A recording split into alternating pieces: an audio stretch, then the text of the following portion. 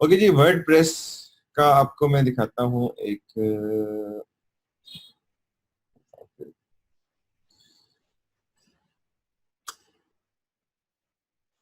इसी को लेके चलते हैं हम।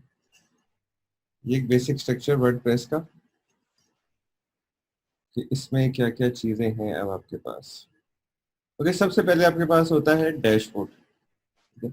डैशबोर्ड के आपके पास ओवरऑल चीजें आ रही हैं कि आपके सेल वगैरह का ये वो कॉमर्स का प्लगइन है उसमें, तो उसकी डिटेल आ रही है कि आपके पास नंबर ऑफ ऑर्डर्स कितने हैं, अभी एक्टिव ऑर्डर्स कितने हैं आपके पास, कमेंट्स वगैरह अगर आपने ऑन किया अपनी वेबसाइट पे तो उसकी एक रिपोर्ट आ रही होती है। उसके बाद आपका जो एसईओ के टूल्स हैं, जो एसईओ के प्लगइन्स है, लास्ट टाइम मैंने आपको बताया था कि आप एसईओ के कुछ प्लगइन्स कर लो, आपको एसईओ करने की जरूरत नहीं पड़ती, वो ऑटोमेटिकली प्लगइन आपकी वेबसाइट पे सारे एसईओ के काम करते हैं। ठीक है, जो आपके बेसिक बेसिक प्लगइन्स हैं उनकी डिटेल आपको अपने डैशबोर्ड में मिलती है। उसके बाद आप कस्टम डैशबोर्ड भी क्रिएट कर सकते हो। आपने कुछ चीजें यहाँ पे ऐड करनी है, कुछ निकालना है, कुछ रिमूव करना है, तो शॉर्टकट्स या वो सब चीजें भी आ सकती है। ठीक है, जो कि उसके मेन आ रहा है। देन उसमें आपने कुछ पोस्ट करना है तो पोस्ट की ऑप्शन यहाँ पे होगी कि आप लेट्स सपोज आपने को इस पे ब्लॉग पोस्ट करना है, आपने को स्टोरी पोस्ट करनी है, तो यहाँ से आप वो चीजें कर सकते हो।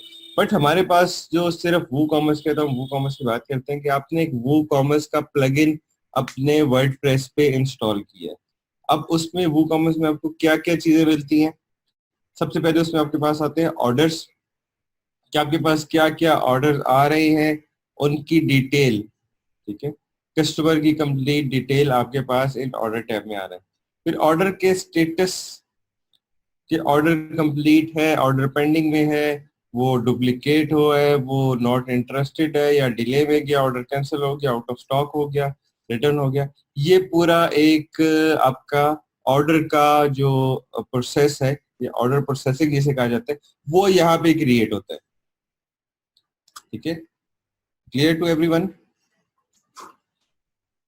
कि जो आपका सिंपल ऑर्डर का प्रोसेस है वो आप अपने ऑर्डर स्टेटस में उसको क्रिएट करते हो। सपोज मैं आपको यहाँ पे दिखा देता हूँ कि ऑल ऑर्डर हमारे पास इतने हैं, देन पेंडिंग ऑर्डर्स इतने। पेंडिंग ऑर्डर्स मतलब इनकी पेमेंट अभी तक नहीं आई, या ये ऑर्डर अभी तक कस्टमर ने कॉल पे कंप्लीट नहीं किया, तो अभी तक हमारे एंड में पेंडिंग है। प्रोसेसिंग वो कि कस्टमर ने कॉल पे इसको बोल दिया कि जी मुझे चाहिए, और अब ये वेयर हाउस के पास गया और वो उसको शिपमेंट वगैरह करेंगे और उसको डिस्पैच कर देंगे। ऑन होल्ड ये कि ये ऑलरेडी शिपमेंट ने वेयर हाउस ने पैक वगैरह कर दी है, और अब सिर्फ लॉजिस्टिक पार्टनर को देना है, उनको पिकअप करवाने, और उन्होंने डिलीवरी स्टार्ट कर देनी है।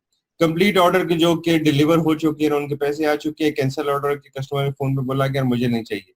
रिफंड ऑर्डर कस्टमर के पास पहुंचा, उसने बोला कि यार ये मुझे वापस करो, ये खराब है, फटा हुआ है, मुझे पसंद नहीं है, ब्ला ब्ला। फेल ऑर्डर, जो कस्टमर लॉजिस्टिक वाले ने हमें वापस ला के दिया कि यार ये कस्टमर ने देने से इनकार कर दिया, इसको आप वापस कर दो। आपके मैं कमेंट्स अभी फिलहाल बंद कर रहा हूँ। How it work with COD account, I will let you know about COD account. एक minute now, fine,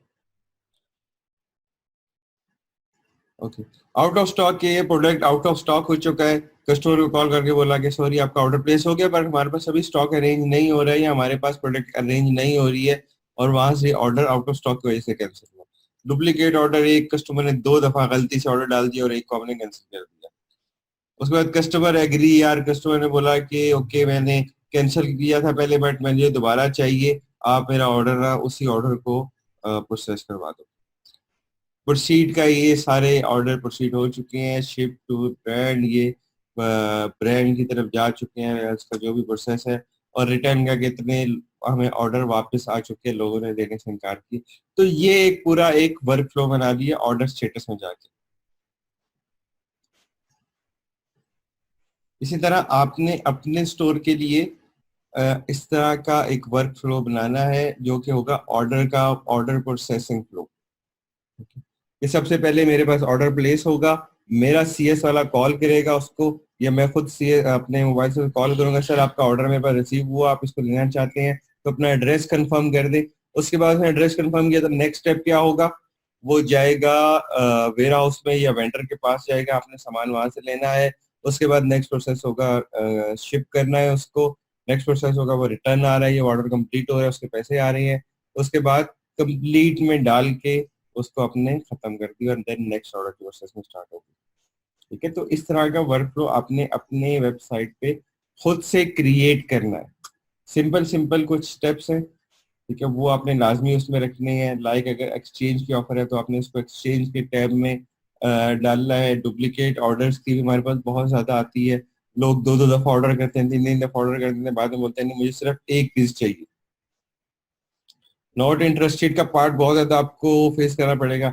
like order उसका प्लेस हुआ और आपने उसको 2 दिन बाद कॉल की, तो 2 दिन बाद कस्टमर का बिहेवियर चेंज हो गया, उसका मूड चेंज हो गया, या उसने किसी और स्टोर से जाके ले लिया। उसके बाद आप एक्सपोर्ट ऑर्डर्स का कि आपके पास कंप्लीट लिस्ट बन जाती है अपने कस्टमर्स की, अपने डेटाबेस की, आप उसको इंपोर्ट या एक्सपोर्ट कर सकते हो। तो ये एक्सपोर्ट की जो ऑप्शन है ये इसलिए है। चेकआउट फॉर्म के जो लास्ट पेज पे आपके पास चेकआउट की ऑप्शन आ रही है उसके हवाले से है ये जो चेकआउट फॉर्म को आप कस्टमाइज कर लेते हो और वो सब चीजें आ जाती हैं। Then important part is reports. Reports आपकी कंप्लीट रिपोर्ट के आपने क्या क्या बेचा, कितना बेचा, यहाँ से आप पूरा मंथ कर लो, पूरा लास्ट मंथ कर लो, पूरा साल कर लो, कंप्लीट डिटेल आ जाती है। आपका ग्रॉस कितना था, आपका नेट कितना हुआ, आपकी नेट डेली सेल कितनी है, उसके बाद आपके पास कितने ऑर्डर प्लेस हुए, उस ऑर्डर में कितने आपके पास आइटम्स परचेज हुए। लाइक 16,000 ऑर्डर प्लेस हुए पर उसमें 30,000 आइटम थी कि एक बंदे ने 2 चीजें भी ली, एक बंदे ने 3 चीजें भी ली, एक बंदे ने 4 चीजें भी ली। और उसके बाद कितने उस पर डिलीवरी चार्जेस, इस वेबसाइट पे डिलीवरी चार्जेस तरह है कि 1500 से ऊपर ऑर्डर हो तो 200 डिलीवरी चार्जेस है। तो वहां से आपके पास ये चीज आ जाती है कितने लोगों ने डिलीवरी चार्जेस, शिपमेंट चार्जेस कितने भरे। उसके बाद फिर कस्टमर का आपके पास कंप्लीट डेटाबेस, कंप्लीट रिकॉर्ड यहाँ पे रिपोर्टिंग में भी आ जाता है कि आपके पास कितने कस्टमर्स बने, नए कस्टमर्स कितने हैं, पुराने कस्टमर्स कितने आए। उसके बाद आपके पास स्टॉक, आपने अगर स्टॉक की अपडेट्स डाली हुई है तो वो सब चीजें आपको यहाँ से मिल जाती है। ठीक है, कि आपके पास कितना स्टॉक रह गया, स्टॉक कितना है, आउट ऑफ स्टॉक कितनी प्रोडक्ट्स हो रही हैं, वो सब। और कुछ पार्ट थोड़ा सा टेक्निकल इसमें एक्सटेंशंस का है कि आपने इस पे कोई एक्सटेंशंस इंस्टॉल करनी है, कोई थर्ड पार्टी टूल इसमें डालना है।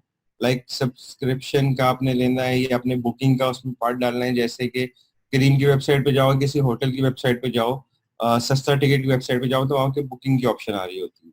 ठीक है, उन्होंने जस्ट एक ये सिंपल प्लगइन परचेज किया हुआ है और इसकी प्राइस भी आपके सामने लिखी हुई आ रही है। उन्होंने $250 का एक प्लगइन परचेज किया और उसको एडिट किया। एडिट लाइक जैसे हमने अभी फीचर्स पढ़े थे ऑर्डर स्टेटस के, इस तरह बुकिंग स्टेटस के फीचर्स होंगे, वो सब फीचर्स उन्होंने ऐड किए और वो पूरे के पूरी वेबसाइट पे बुकिंग वेबसाइट बन गई। ठीक है, देन मेंबरशिप्स का है कि आप अपने मेंबर्स को बना सकते हो, फिर मेंबर्स के डिफरेंट ऑफर्स हो सकती हैं, डिफरेंट कंटेंट उनके लिए थोड़ा सा कस्टमाइज हो सकता है। अपने इसको परचेज करना है और उसको एडिट करना है।